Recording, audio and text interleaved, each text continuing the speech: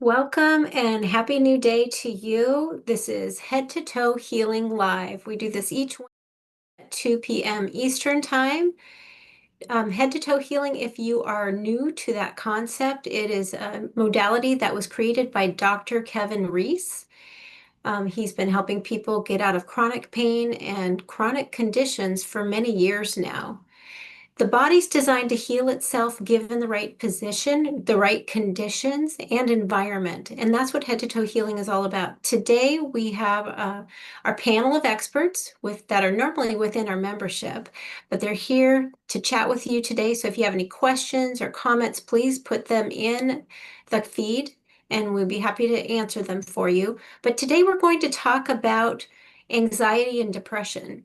It seems like it's more and more prevalent these days, and we'd like to give you some tips on how to handle that or maybe get out of that and answer any questions you may have. So if you're experiencing maybe difficulty concentrating or focusing, irritability, maybe having a difficult time sleeping or have lack of energy or fatigue, these are some symptoms of anxiety or depression.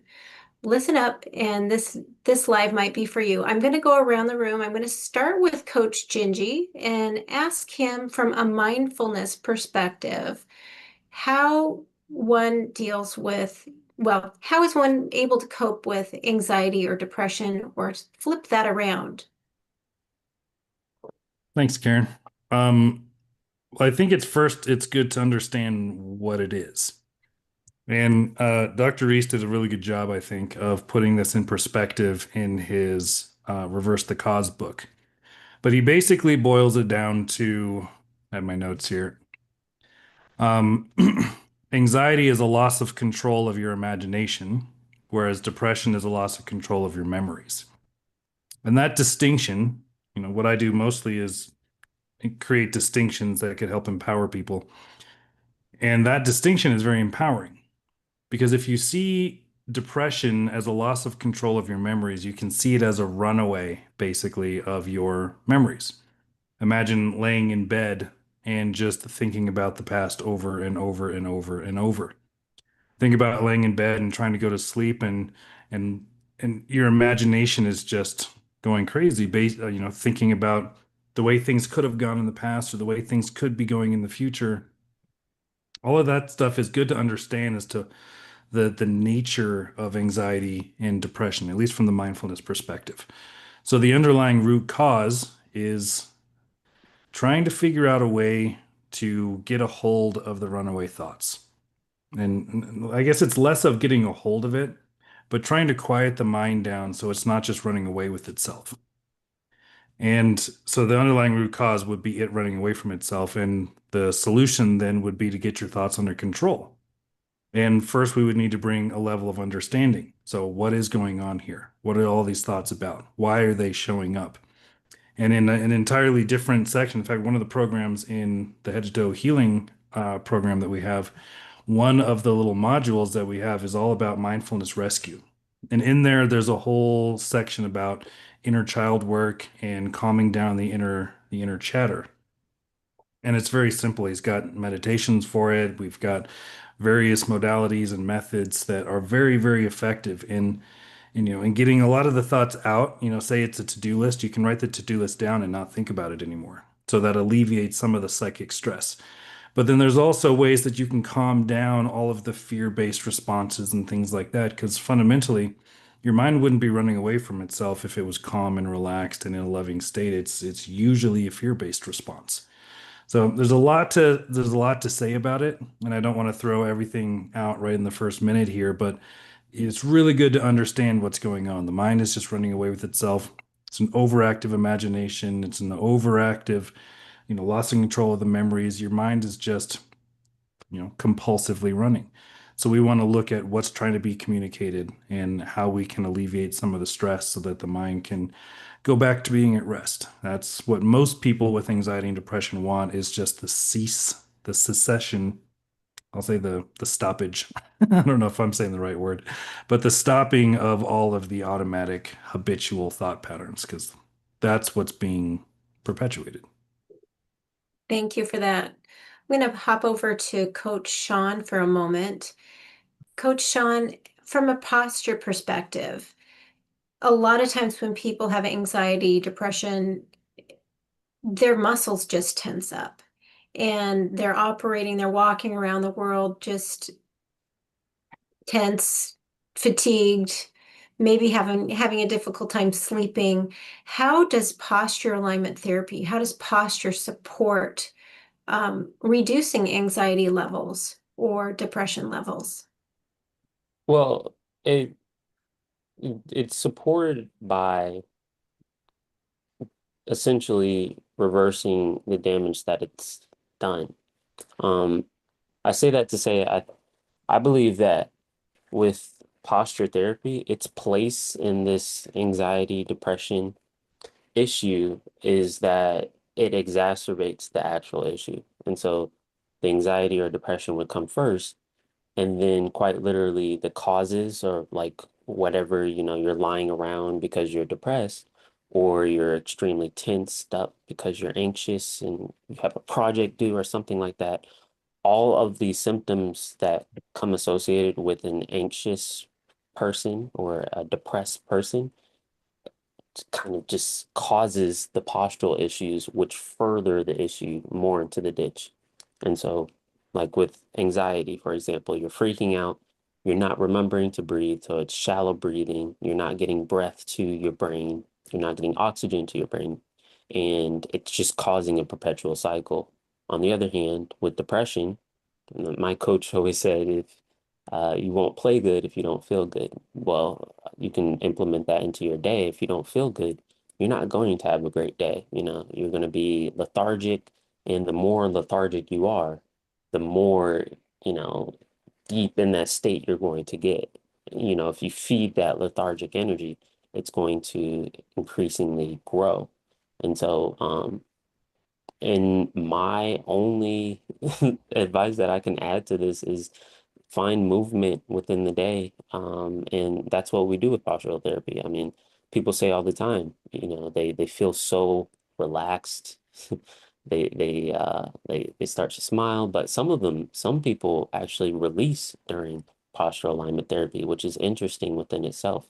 Because all we're doing is like doing some exercises and then going down and doing static back and other variations, and people release. They end up crying, and so I think to a degree, posture therapy is like intertwined with mindfulness, with because it's like a part of the musculoskeletal, and they're connected. When you are tense and anxious, you tense up your muscles, just like you said, Karen. And when you're lethargic, you sit in positions or you don't utilize your muscles enough, and they get weaker and weaker, and the misalignments get more and more exaggerated, and it just causes a nonstop cycle. So I only say like we help by just showing up to the class, but I think the anxious and the depression, um, I think that's caught like the postural part is caused from the condition. Thank you for that. We'll switch over to Coach Ryan. Ryan, with the nutritional side of things, it seems like oftentimes the body is missing nutrients, and so it's in a fight or flight mode. How can one support the body with nutrition so that way the anxiousness, the depressive thoughts can be at bay? Can you kind of explain a little bit more in detail how nutrition supports the body in a more healthy way? Well, there's a heck of a lot to say about anxiety and depression from the nutritional perspective. I like the phrase that Coach Sean said that, if you don't feel well, you won't play well. Sorry, he said something like that. There's another phrase that I like. It's called bad food, bad mood. Bad food, bad mood keeps you down. But I see anxiety and depression as a secondary thing. It's not a primary thing. I almost never see anxiety and depression being symptoms that exist on their own. Almost always they follow another health problem, right? So pretty much all of the 90 essential nutrients are used in your nervous system, to your brain. You know, you can get brain fog and random fear and paranoia and things just from nutrient deficiencies, plain old nutrient deficiencies. But you also need all these nutrients to run all your organs, including your hormonal organs, right? Your adrenal system, your thyroid system, all this stuff. So the entire body is dependent on these nutrients. And if you are lacking any of them, you're going to get some kind of a symptom. Any one of those symptoms impacts your life. It doesn't matter whether it's a headache or constipation, any little thing, your knee is hurting, it's going to affect your life. It's going to possibly prevent you from doing things that you want to do. For me, I grew up in pain. I had birth defects and so on, childhood arthritis. And so there was a lot of things that I couldn't do that I missed out on, because of my physical problems. Well, if you can't do anything physically, you're probably going to start spiraling or at least decrease your mood. And again, this can apply to so many different nutrients. It can apply to foods itself. If you're doing anything that's messing up the digestion system, you're going to create nutrient deficiencies. All of those nutrients are needed for your entire brain and nervous system and all this stuff. And back to the, you know, when you have a health problem, you feel bad. One of the most common things recommended to improve your mental health is to get exercise and go out and socialize and do all this stuff. Well, if you have a physical health problem, you may be prevented from doing that in the first place, or prevented from, enjoying it to its full ability, which was definitely my case. For 25 full years, I really had almost no enjoyment in life because I could barely do anything. Right. So once I got my body back, I was able to do the things that made me happier. And just by default, my depression got better and better and better. That's fantastic. Thank you for sharing that, Ryan. Coach Gingy, I wanted to loop back over to you. Are there any effective strategies that you might be able to share with people that would help them either prevent or steer back the anxiety that they might be dealing with today? Yes. So one of the first things I would say is that overwhelm is usually a layer here that goes unacknowledged. Because if you're dealing with one stressful thought or one stressful memory, it's almost inconsequential. Like, okay, I'll deal with that one thing. But if that gets stacked on top of a stressful conversation or a work deadline or bad diet, or you haven't been out of the house and you haven't moved in a week or something, and once you start stacking these things, the system almost becomes overwhelmed and you lose control over, various thoughts and mental patterns. Because fundamentally, I guess this needs to be said. So fundamentally, what we're talking about here is the subconscious mind, patterns that have been programmed in the subconscious mind, I should say, running away with themselves. They're just on a loop and they just continue to run and run and run. And so if you're noticing that, you may not have the mental strength in the moment because you've got a certain amount of psychic weight or things you're juggling mentally, a to-do list and an argument and anxiety about the future and all of this stuff, to where then those thoughts go uncontrolled and they just run away from you. So to answer your question, Karen, some ways to mitigate this, some ways to decrease this is to notice that it is all happening up here in the head. And the whole subconscious part of your mind is what is in control of your entire body on a cellular level. Like you have thoughts that come in and you think about them and then you program them into the subconscious, and the subconscious has an entire nervous system with little neurons and stuff and things that go out to every single cell, organ, tissue in the entire body. So the subconscious could very easily be tensing muscles and using nutrition and other resources in the body to do a job or to cope with something or what have you. So the best way to get at the underlying root cause from the mindfulness perspective is to alleviate that stress. And if you know that it's all happening logically or psychically, consciously or subconsciously, you can start to then just, well, actually, it's funny. I was just helping somebody with this morning. Basically, what I recommended to him was to to take a moment and start looking at the thoughts that are coming up. As you know, as opposed to just trying to suppress them. Like I say, the subconscious activity in the communications are like a 2-year-old walks in the room saying, "Daddy, daddy, daddy, daddy," and the 2-year-old's just going to get louder and louder and louder until you address and acknowledge. Okay, what? I have a lollipop. Okay, great. And then the kid runs out of the room. So you have to almost treat these thoughts like that. You have to acknowledge them. You have to engage with them. So as these things are coming up for you, you should just sit and notice, okay, thanks for warning me about a potential issue that might happen in the future. Okay, thanks for reminding me about that to-do list. Maybe I'll take the buy broccoli and put it on my to-do list over here. Now I don't have to think about it. So you can export some of the thoughts and you can be with the ones that are all fear-based. And you can just allow and say, thanks for letting me know that there's something I need to watch out for in my environment. Because the subconscious is designed and programmed to keep you safe, to keep you alive. It's not something you need to suppress and get rid of.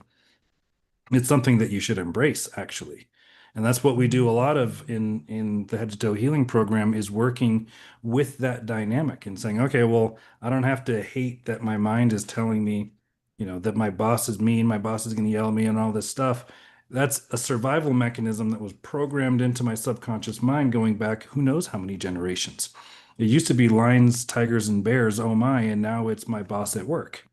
So it's still the same mechanism trying to protect you from something. And if you just acknowledge, oh, thanks for trying to protect me, that little 2-year-old can kind of quiet down a little bit now and you can then engage.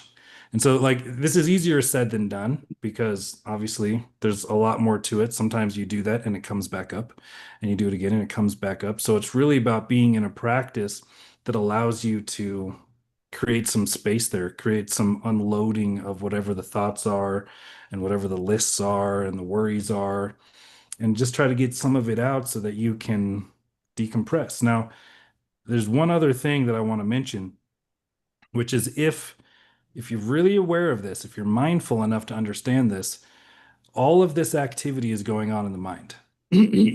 So if your awareness is all in your mind, then you're going to be consumed by it and it's going to run away. It's almost like you're going to feed it. Whereas the whole other side of your experience is sensory. It's through the body, it's through the five senses. And if you put even a portion of your awareness there, feeling the gravity of your weight in the chair, feeling the clothes on your body, feeling the breeze on your hair or something, um, then you can take a certain amount of your awareness and pull it out of all of that mental activity. And it will, in effect, decrease the amount that you're experiencing up here. And it's not like a fix-all by any means, but it's a way to kind of separate out from your mind, if you will, so that you'll notice as you do that, the tension kind of drops a little bit. Like, okay, well, I'm feeling my feet on the ground right now. Wow, and I feel like 50% less agitated. Oh, my mind is slowed down. I'm not thinking as much. So you notice the more that you think about thinking, the more you're up here and involved with it, and the more you try to think about the physical sensations you're having, the less you're over here in the brain. So you can kind of play with that dynamic a little bit so that you're not so consumed by the mental activity. You can pull out a little bit and anyway, those are a couple of things that I would say for people starting out. I know it's a lot. Sometimes I throw the whole pot of spaghetti at the wall at people. Thanks, Gingy, for that. I wanted to loop back with Coach Ryan for a moment. Ryan, you said bad food, bad mood. Maybe you could explain that a little bit more, what those bad foods are and why and how they affect the body in such a negative way. Well, we simplify it by talking about the poor four foods: gluten, oils, fried, and fake. And some of those ingredients, like the oil in the fried food and various things in the fake foods, and even the glutens for that matter, damage the cells once they enter the system. So they're oxidizing. And so whenever you cause damage in the body, your body needs more nutrients to deploy to go and handle that problem. So if you have an oxidative problem going on all the time, your body's constantly being attacked by the food that it's eating, then it now has to take nutrients that it would have been able to use for the brain, for the nervous system, relax your muscles, all the stuff that makes you feel good. Now it's got to use them to try and patch up the holes in your veins and stuff. from all the damaging compounds that are coming into the system. That's only one effect. The other effect is probably going to be on blood sugar and cortisol. Not probably, but that's the one that you'll probably feel faster. When you eat bad food, your blood sugar goes up. You feel pretty good for a minute, and then it crashes. For most people, especially if they don't have enough nutrients to handle the blood sugar all the way through. So they'll begin a rise and then a fall, and then you'll feel bad on the fall. And then you'll want to eat again, which will cause more damage because it's probably a bad food. And now you need even more nutrients to patch up that damage, but also to process these foods in the first place. You need nutrients to process everything that comes into the system. So step back a moment. The reason we're hungry is to get nutrients. We do need the macronutrients. We need fats and proteins and carbs and so on. But we also need a bunch of micronutrients. So if what you're eating does not have enough nutrients in it, your body will remain hungry. This is where you get the snacking, and it's constant. So they're already nutrient deficient. Your body's being hungry to demand those nutrients, but the nutrients are not in the food. No matter what diet you choose, even if it's a good diet, there's not enough nutrients in the food supply. So now you're on a vicious cycle of eating more food that almost always harms the body, even if it's a good food, because you don't have enough nutrients to process it properly. You're not getting enough out of it to make it worth the work of digestion. So you're digging yourself into a metabolic hole, basically, that will only continue until you break the cycle. Thank you for that. I was actually having a conversation with somebody today, and they were in the UK, and she was talking to me about her husband's situation, but then I'm like, what's going on with you? And she was saying, well, I need to lose weight. I'm on a drug right now, an injectable drug right now to lose weight, so that way I can have a surgery. And I'm like, what kind of surgery are you going to have? And she has a hernia. So I wanted to ask you, Coach Ryan, since you were just talking about how the body really, the reason people are hungry is because they remain hungry, they have the lack of nutrients. With somebody that needs to lose weight or has struggles with losing weight, is that something we can do in head to toe healing to reverse those symptoms so that way maybe she wouldn't need to have a surgery? Of course. What is the surgery for again? Sorry. She has a hernia. And Oh, so the doctor says she can't get it. She can't have her surgery for the hernia until she loses weight. So she's on an injectable weight loss drug. And she's gotten off of all of other medications, but now she's on this. well, chances are it will be able to repair itself. Sometimes hernias do need a surgery, and in this case, it's not, really a life-threatening surgical type of situation. So we're not that hard about it, but most of the time it does reverse. But what you're talking about here, I think, goes back to what I was saying earlier, that when you have any health problem, and most of the time it is rooted in a nutritional deficiency or a food problem, you're eating foods that bugs your body or something like that, a food pseudo allergy or sensitivity. Very, very, very common in today's world. So you do that, causes a health problem. Now, the health problem causes stress itself, right? Your friend going to doctors, talking about surgeries. Now I need time off work for this. I need to recover for this. Is it going to be painful? Am I going to die from the anesthesia or something? There's all kinds of risks that are introduced. You're doing research on the internet, trying to find out, what are the full implications of this drug or this surgery that's being offered to me because of this health problem that was caused by nutrition. And not to mention the expense, massive, massive expense. The number one cause of bankruptcy in America, they say, is medical bills, right? And time off work as well. Again, a lost productivity, not just in work, but also in your relationships, your family, your life. All of this stuff gets put on the back burner when you have a health problem, right? And I'm sure a lot of the audience knows this, where they have a health problem that has literally consumed their life, right? They're doing research all day. They're buying 100 different supplements and herbs and tinctures and doing different programs and all this stuff trying to fix it. All this stuff is stressful. All of it's expensive. And all of it takes you away from the things that would allow you to truly enjoy your life. Whether it's a hobby or time with your family or your career, whatever it is, you can't do it to the best of your ability when you have a health problem. So I know we spun off from the hernia thing there. Hernias, yes, they generally are reversible, and maybe with enough time and the right, nutrient doses and all that, that they would all be reversible. But fact is, a lot of people do get surgeries for it. It's just what it is. It's much easier to prevent things than it is to reverse them. It does take several months to reverse a hernia in most cases. I've seen them go in a couple of months, but it depends on where it is in the body, how big it is there pain associated with it, and so on. They could be all over the body, right? Yeah, a health problem can end up ruining your life, basically, right? So you might not even have had any of these mindfulness problems, which most people do, by the way. They have diseases of attitude as well. But you might not. You might be perfectly good mentally. As soon as you have a health problem, that is now a layer of stress that you never dealt with before. And it is very likely to contribute to depression or anxiety, either immediately or down the road, especially if you're not able to fix that problem right away. One more point I want to throw out here as well. A lot of people become hopeless because they've had their problem for so many years. I read the comments here when we're doing these lives, and there's so many people who I genuinely feel bad for them because they have been looking for answers for a long time. And they've tried different things. Most of them started off with the medical monopoly, tried the drugs, tried the surgery, didn't work. A lot of times they're even worse for wear after that. You know, they've had parts of their body cut out of them and so on, and they know they can never get that back. So this will create a health problem regardless. And if you are it will create a mental problem almost certainly. And I lost my train of thought there, to be honest. Oh, sorry, hopelessness. Hopelessness. People don't know what to do about it, so you got into a state of despair about it, right? And again, now you're still frantically researching, but you're losing hope, you're losing faith, and it's incredibly important to have that because again, it's going to be hard to enjoy the rest of your life if you're dealing with a thyroid problem or a bowel problem or whatever, and you're unable to find an answer that actually works. Or you find a bunch of answers and you try them and it doesn't work, and you just get more and more and more despondent about the whole situation until you give up hope completely. Unless you find a program that can actually work for you, such as head to toe healing.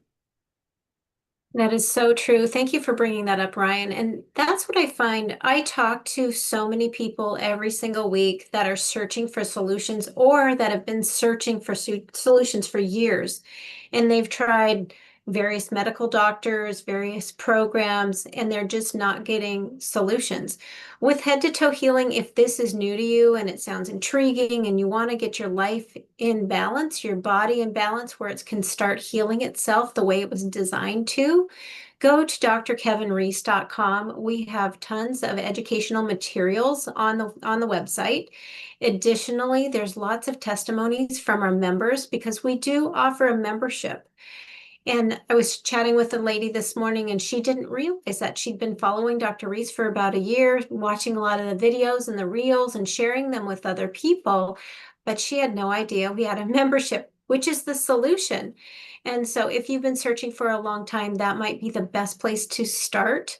And there is a tab on the webpage, drkevinreese.com, that has a start button. That gives you a lot of information, but also you might want to check out a couple of Dr. Reese's books. Medical Monopoly is a great one to start. If you've been in that system for a while, you might want to look at this to find out what's really going on. Or check out Peace Over Pain, talks about the head to toe healing solution. And that'll be a great place for you to start. But I wanted to get back to our questions. Michelle's in the chat and she's asking, she says, I eat really well, but I take anxiety medications. I feel like my memory is suffering. So Ryan, could anxiety medications help people's, deter the memory from working the way it's supposed to? She says, I also exercise, but she's uncertain what she should do. Do you have any suggestions? And I'll pop over to Gingy as well. I'm sure he'll have some thoughts on this too. Yeah, to me, psychiatric drugs are one of the biggest scams, one of the biggest evils that's been perpetuated onto us. There's no such thing as a chemical imbalance. They've been dancing around that theory for 50 years, 70 years now. They've never been able to prove it. These drugs are trying to manipulate your neurotransmitters and your hormones. Meanwhile, once again, there isn't even an established baseline of what those are supposed to be, and they vary considerably between person to person, or even within the same person, right? So there is no goal firmly established as to what your neurotransmitters should actually be. You know, how much dopamine should you have? How much cortisol should you have going through all this stuff? That's not established. It's a total mess. So it's been a scam from the start that, you know, brain chemistry is itself a cause of depression or anxiety. If brain chemistry is off, which we cannot agree on because there is no baseline established, it's off because of a metabolic problem, because of nutrient deficiencies, because of blood sugar problems, right? Because of too much damage going on in the system from processed foods. So the psychiatric drugs are all acting on your neurotransmitters or blocking enzymes and stuff like that. That has nothing to do with getting healing, or it has nothing to do with getting healthy, it has nothing to do with fixing tissues, it has nothing to do with fixing blood sugar, your overall metabolism, absolutely nothing. What it does do is deplete many more nutrients, so creating more nutrient deficiencies. And of course, everybody here on the call knows that there's a whole booklet full of side effects with every one of these drugs. And the average person may not even know the side effects that are going on. It might be something subtle like constipation, where you don't even really notice it until like a few months later. You just start to slow down kind of gradually, and then all of a sudden you're going to the bathroom once a week, and now you have a massive toxicity problem going on in your bowels. There's only one example. I mean, suicide itself, depression and anxiety, these are side effects of the drugs, right? And that's not a conspiracy theory. This is published material for every single one of these psychiatric drugs. Now, I myself was prescribed a whole bunch of antidepressants and even antipsychotics, and none of them fixed the problem, of course, because it's physically impossible for a drug to fix a nutrient deficiency or a food allergy or something like that, some lifestyle cause, which is always the cause here, right? It's always the cause. It's impossible for a drug to fix that. That's not the mechanism of action. Doctors don't claim that they will fix these things with drugs. All they do is manage the symptoms. But in the case of psychiatric drugs, the possible side effect list is so much longer than what you're even dealing with in the first place that it's just not worth it. It creates such a worse situation. But yeah, the bare minimum, even if you have no side effects from it, or no obvious side effects from it, which is practically impossible because almost everyone gets something, even something minor like dry mouth or disturbed sleep pattern or something like that. It's nearly 100%. And even if that doesn't happen, it's still lowering nutrients. It's interfere. Every one of them is different, but they're going to be interfering with a bunch of different nutrients, and it's doing absolutely nothing about the problem itself. So you're just prolonging. You're prolonging the problem here. And the longer you go without actually fixing the metabolism, fixing the blood sugar, giving the body the nutrients that it needs to run all of its cells properly, the worse the problem is becoming, even if it's masked by a drug, and it's going to be harder and harder to reverse it in many cases as time goes on. Thank you for that, Ryan. Gingy, did you have some thoughts on this topic? Yeah, I think I remember exactly what the conversation was. So if I missed the mark, just kind of correct me and pull me back on Okay. board. But the a couple of things came up for me, especially in listening to Ryan talk. Number one, it's good to know where the source of your mental thoughts, your mental patterns, your emotions are coming from. Do you have an actual fear of something? Do you have an actual issue with something? Are you trying to make sure that you don't mess something up in the future? Those kind of thoughts are all natural. But if they're unnatural, it could literally be the medication that you're taking is causing all of this emotional turmoil or these thoughts to run away with you. And so, like, for example, I don't know how many years ago, say 20 years ago, I took some antibiotics, for I think maybe getting my wisdom teeth out or something. And the first week went by and I did it and I got a dry socket. And they're like, well, we got to get it with the heavy hammer. Here, take this extra dose, extra strong antibiotics for a week. And it was like a daily horse tranquilizer type of pill for the entire week. And it threw my entire system out of balance so extremely. I would just be driving down the road and all of a sudden I'd break out in like euphoria and just feel so amazing. And then I would fall deeply into depression and then I'd be totally numb, but tears are coming down my face. I'm like, what is going on? And sure enough, I look at the side effects of those specific antibiotics. And every one of those symptoms I was dealing with were coming from the antibiotics. So that's not going to be the same for everybody, obviously. But if I didn't know, like if I was already an anxious person, or if I already had these emotional ups and downs and I took that medication and it got worse, I may not think that that's coming from the medication. I may think that this is just normal or something like that. So you want to know where the source of that stuff is coming from. Is it coming from you? Is it coming from a deficiency? Is it coming from where? And that's something that we help you dial in on in the program, especially through the analysis and stuff like that. The other important part here, very much so talking about mindfulness, is what is the intent or the purpose of the medication? Because let's just make it a little bit more accessible or understandable for the broad audience. Why would you take something like Tylenol or Advil or ibuprofen? Those types of medications you can easily get over the counter. Just go to any store and buy it. It's not meant to solve the problem. It's meant to mask the problem. The whole point of those types of medications is to make you not feel the pain that's going off, not to reduce or eliminate the underlying cause of the pain, not to get to the actual issue. It's to make it more comfortable to manage, basically.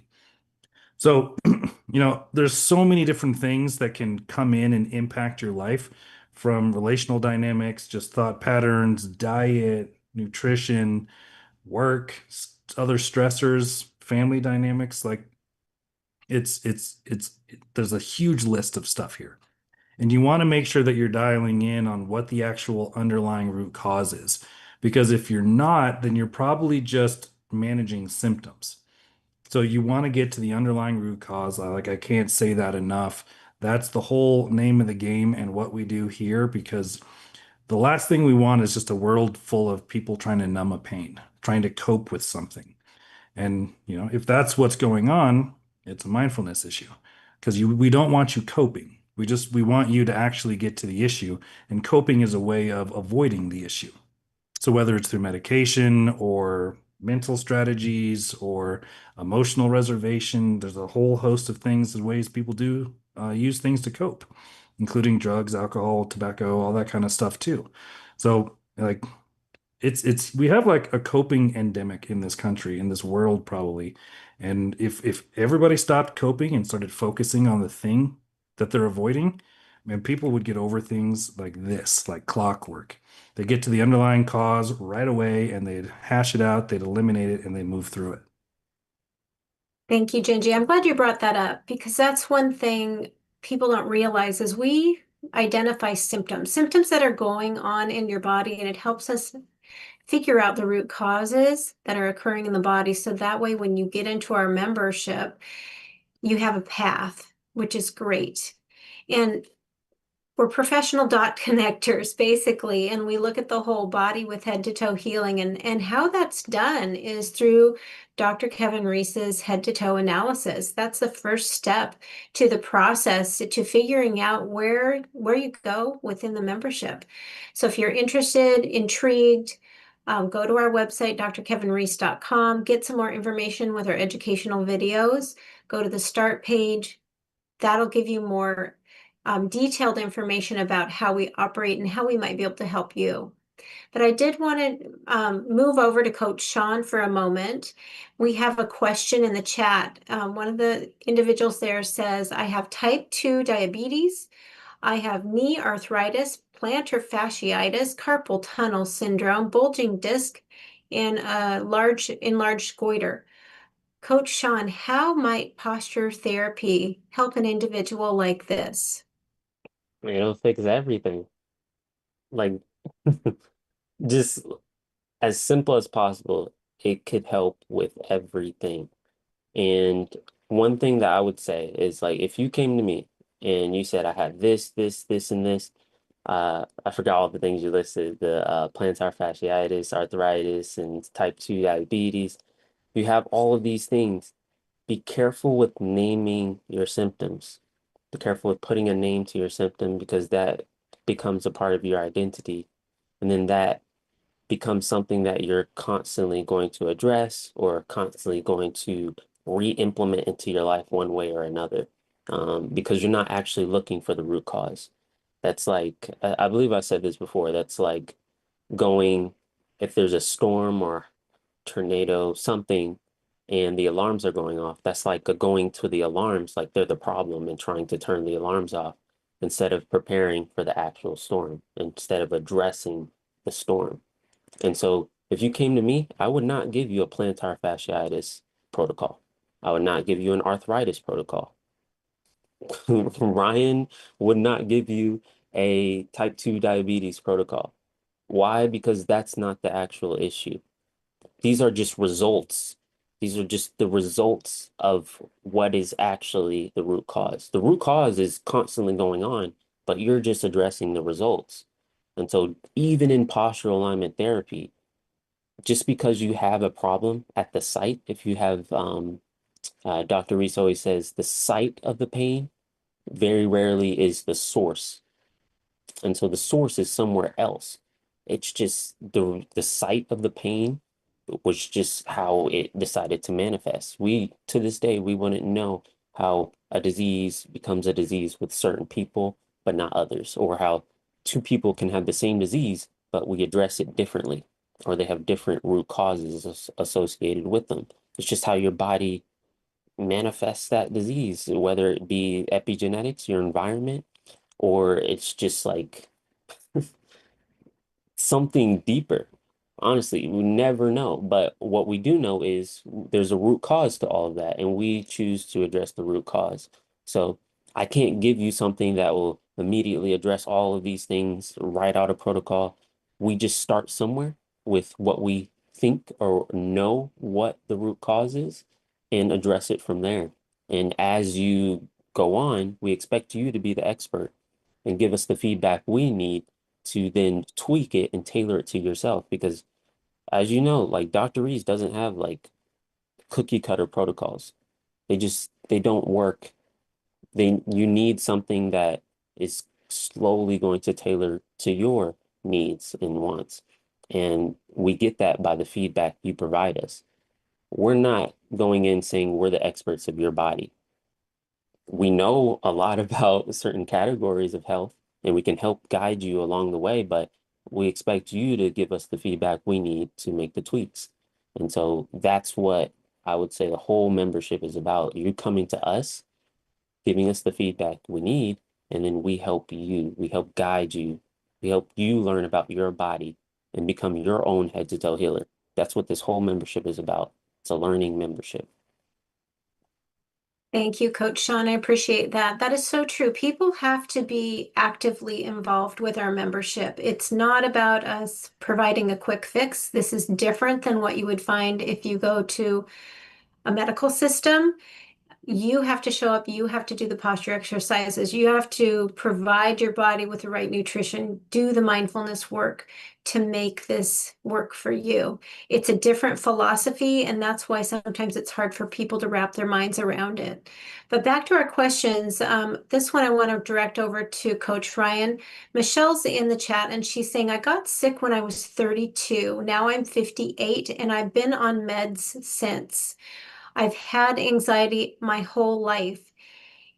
Is it possible to get off anxiety medications after that period of time?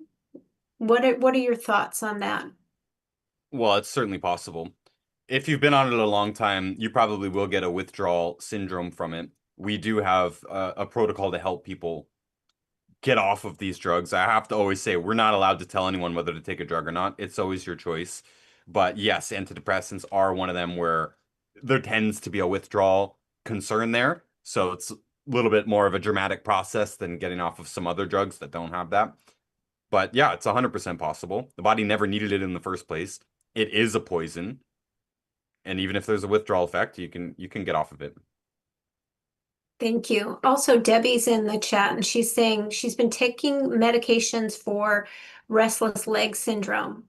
And she's wondering if that can cause memory issues. But I believe in talking to you and Dr. Reese and just the knowledge that we have within our program, it seems like restless leg is something that could be easily reversed. Is that true? Usually quite easy. and not even months. It can be days, it can be weeks, but it's usually one of the easiest things to actually reverse.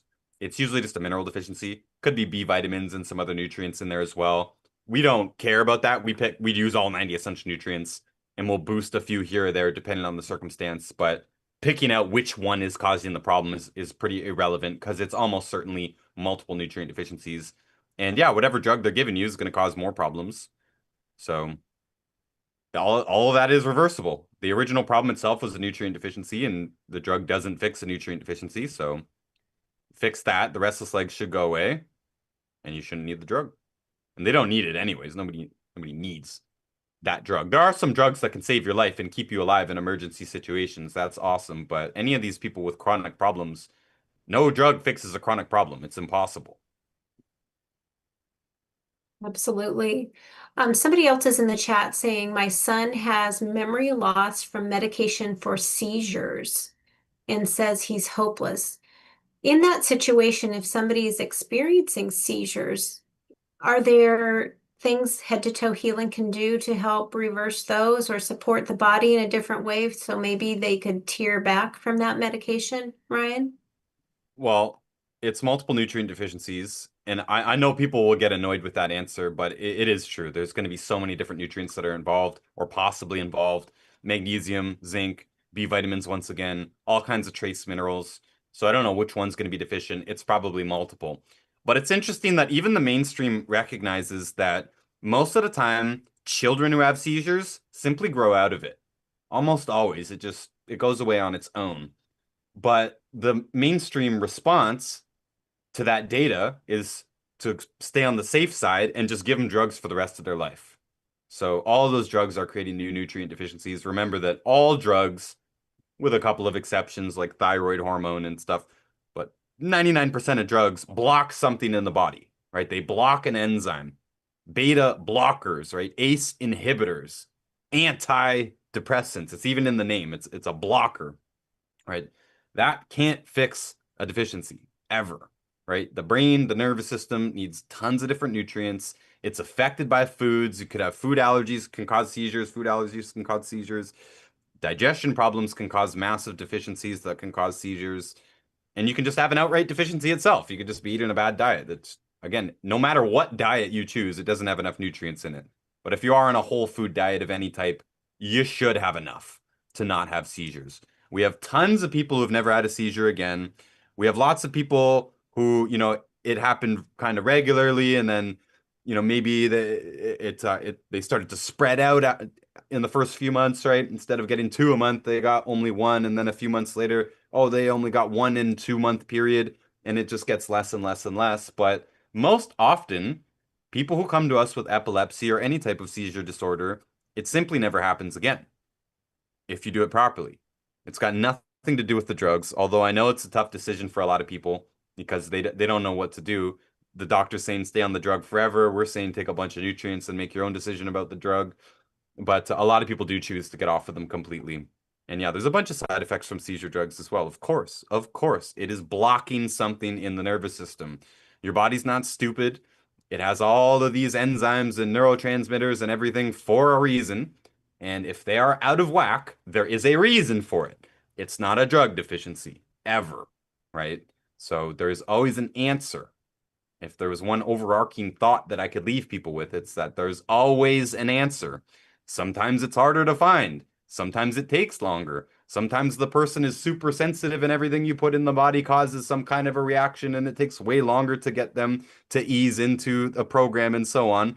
But there is always an answer. Usually the answer is pretty simple for us. Sometimes it's more obscure, but we are here to help you find that answer. Thank you, Ryan. I wanted to loop back to the bad foods. There's somebody in the chat, and this happens every week. We talk about the poor four foods, and there's confusion because there's new people that haven't stumbled onto our live before today. So would you please go through the poor four foods again and specifically about oil? She's asking, what are you saying? No olive oil? I'm Italian. Can you tell me what to do instead? Yeah, we have very long explanations about all the bad foods within the membership, and any member could dig deep into that. But very briefly, all tissues have oil in them, whether it's a leaf or a finger or whatever, an egg, every single living thing has oil in it.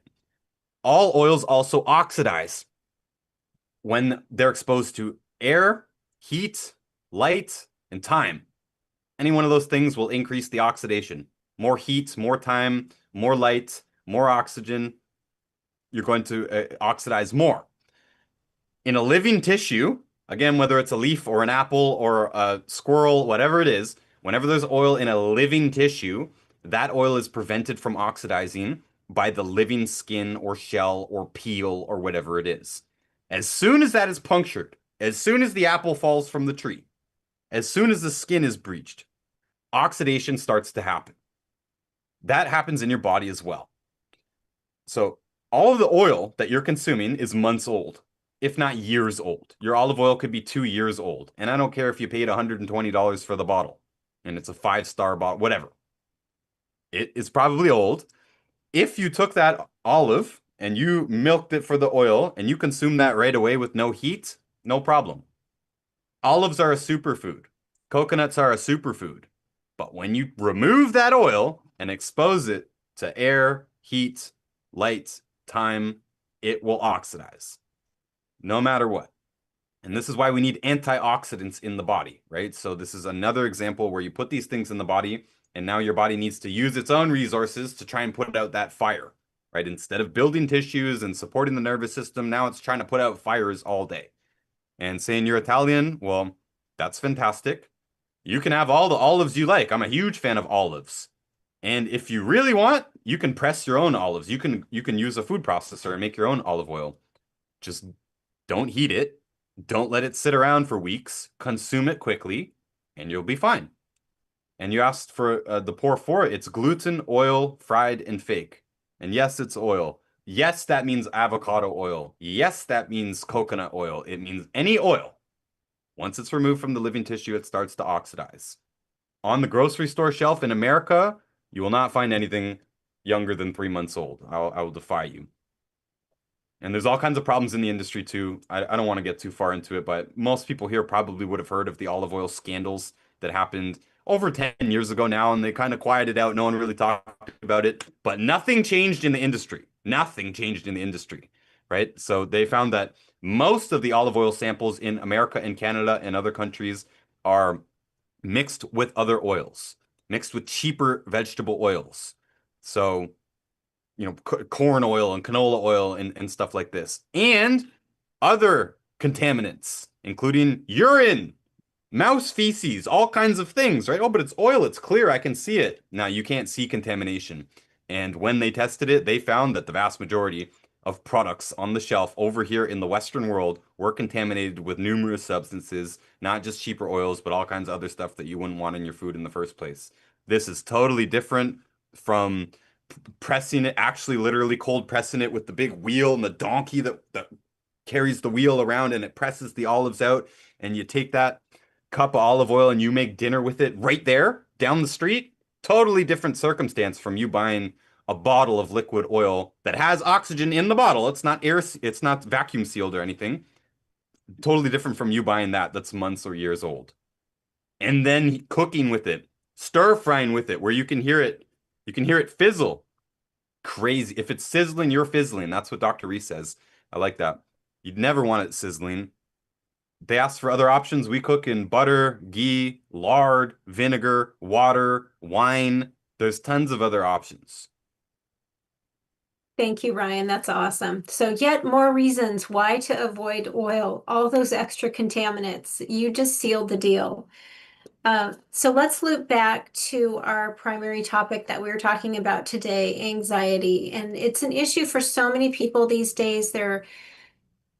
Well, with social media, the media, influences from friends, family, there's just so many outside environmental aspects that influence anxiety these days. So any final thoughts, Coach Gingy, on anxiety and how people can help turn that around and turn the coin to actually have a more calm and productive life and not be so worried about whether it's things occurring in the future, things in the past, just being present. Absolutely. That's the name of the game. Is being mindful, is being present, is being aware, is to ultimately be intentional with what you're doing and what you're saying, what you're thinking, what you're feeling, because nobody else is doing that for you. Nobody else is thinking your thoughts for you or making you feel a certain way. Those are all internal things. And if you put that blame on somebody else, then you're basically saying that that person has control over the way that I operate internally. And that's never the case. That's an obfuscation of your true innate power as a human being. So you need to first take responsibility and then look and think, okay, why am I letting my mind run away with me? Why am I letting my imagination or my memories or whatever run away with me? And then start to figure out how you can rein it in. Try the grounding practice and feeling your body. Try Dr. Reese's thank you meditation. Try just being in gratitude and being aware of the process and interrupting patterns and habits to try to get some type of better result for you. Anxiety and depression are not all that difficult to solve. And in the membership, we see it all the time. It's something that I'd say we have a high percentage of success with compared to, the whole gamut of stuff that we deal with on a day-to-day basis. But there was one other thing I wanted to leave people with, especially when we're comparing something like head to toe healing and, say, the modern medicine model, the medical monopoly, is very specifically, especially from a mindfulness perspective, what is the fundamental difference? Because they're two different tools, they're two different strategies, they're two different worldviews. And on the medical monopoly side, their whole worldview is that the body is made of parts and it's a machine. And if something's broken, we want to go in there and take control of it or cut it out or alter it in some way. It's them trying to take control over the body, basically. And that has its use. It's not to say that that's a bad practice. A lot of people will demonize the medical model, but in reality, they save lives. They're just terrible with dealing with chronic conditions. So if you break a leg, you get in a car accident, you have a heart attack, don't run to the vitamin store. Don't run to Coach Gingy. Go to your doctor and get life-saving care. However, if you're dealing with something that had a very slow onset, something that took a long time to develop, something that persists and is something you struggle with on a day-to-day basis, that's what we call a chronic condition. And that's what we specialize in over here. You can't cut out diabetes. You can't cut out fibromyalgia. You can't cut out depression or anxiety. You can't numb the pain enough with medications. You have to get to the underlying root cause of the chronic condition and take care of it. Completely reverse it. Completely obliterate it and get it out of your life so that you can go back to living a happy, healthy life the way you want to. And like Ryan said, there is always an answer. Don't ever let anybody convince you that it's hopeless, because fundamentally, that's why people die sick and unhappy, is because they've adopted the belief that whatever they have is terminal and that there's no hope and that there's no way forward. And just like I did with my mother, I took her around to a bunch of different doctors and they told her she had 6 months to live and she had to get a liver transplant and all this stuff. And it scared the pants off of her. And I had to literally go in and sit down with her and say, listen, they don't know the future. They can't tell you exactly how many minutes you have left in this life. All they're telling you is they don't have the answer. That's why they have terms like idiopathic diseases. We don't know what the answer is. We don't know what the cause is. We don't know how to reverse this. So in any time you're dealing with a doctor, just understand it in those terms. Says, oh, well, that's a chronic condition, that's a genetic disorder, that's a permanent thing. All he's saying is we don't know what to do about it. We don't have the answer. So continue looking around until you find somebody who says, I've got an answer. You should try head to toe healing or whatever it may be. Because then at least you're dealing with somebody who's living in possibility, maybe somebody who's got experience reversing the same issue. Then that stands a higher chance than just accepting defeat and rolling over and kissing your kids goodbye. Thank you, Gingy. Straight talk, which is great. I want to pop over and chat with Coach Sean before we go. Coach Sean, how can posture and the combination of mindfulness support the body in a way where people can have less anxiety and have more calm in their life? I think a big part of posture is most people, when they come to class and they do certain exercises, they always tell me, Sean, I didn't realize I was tensed up in my shoulders. I didn't realize I was tensed up in certain muscular regions until you said release it.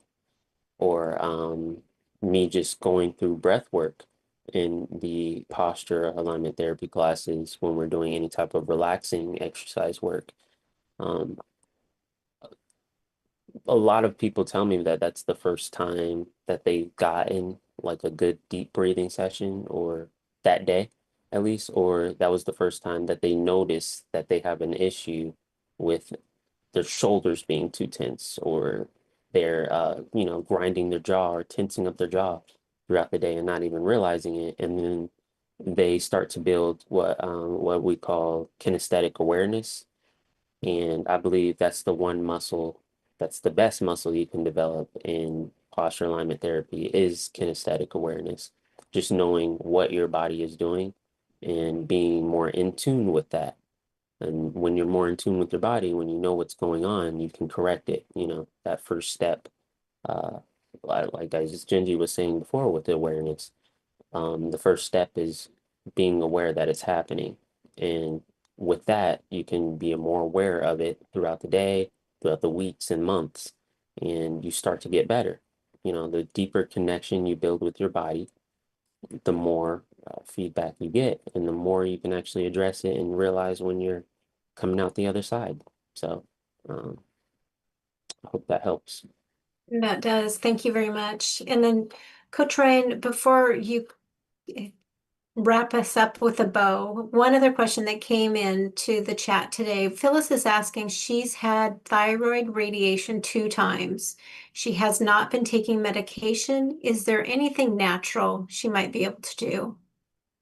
Yeah, she can take all 90 essential nutrients. She can avoid the bad foods.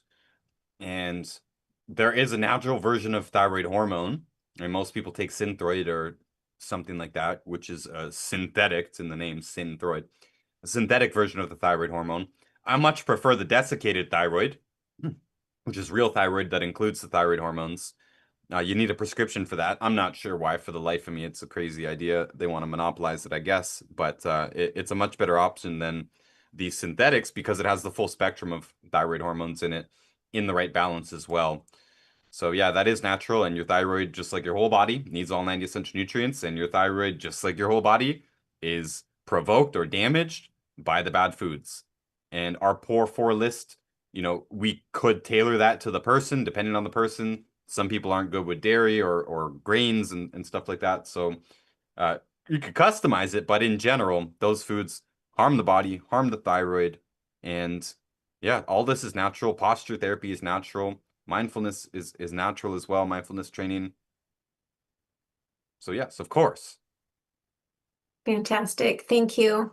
And then to conclude with anxiety, depression that they're faced with today, Ryan, in regards to nutrition, you were talking about how if people have the 90 essential nutrients and minerals, get off the bad foods because they create bad moods. Once they have those elements, whether it just be anxiety, depression, or chronic health condition, it sounds like there's hope for people, not hopelessness. In your experience, when people go through head to toe healing and actually find once they get that proper nutrition, how long does it usually take for people to turn around? I mean, obviously, different conditions of people are faced with require more time, but is there kind of a general amount of time that people might start to feel better? You can't really give an average because, like you said, people are different. Some people have been suffering for 30 years and they have, 55 different symptoms and, maybe 100 pounds overweight or more or something like that. It's obviously going to take them longer than somebody with just one symptom and who's younger and who's not overweight and all that stuff. For most of my career, I've said, give us 90 days, give us a 90-day trial. But I do much prefer here how we have it in the Head to Toe Healing membership, which is a year. We ask for a year. It's a lot more reasonable of a time frame. 3 months, I'm rushing to do as much as I possibly can with you to see that you get a result in time, or you might just be gone and off to the next thing, right? Whereas a year gives you that full time to do the trial and error that is often necessary near the beginning. Again, not everyone can handle certain supplements going in the body. They react to everything and all this stuff. Those people are going to take a lot longer. But a year gives you time to sort all that out, gives you a time to iron everything out, gives you a time to change your habits off the bad foods and so on. Because almost nobody makes the full 100% change out the gate, right? That almost never happens. So with a year, we have time to make those changes and to see how they're doing on the protocols and change them if necessary. And for the type of people that we tend to attract, which are people with very serious health problems who've had them a long time, the year is a way better time frame to deal with. I was reading the comments here. A lot of the people in those comments, it's probably going to take more than 6 months to get significant improvement.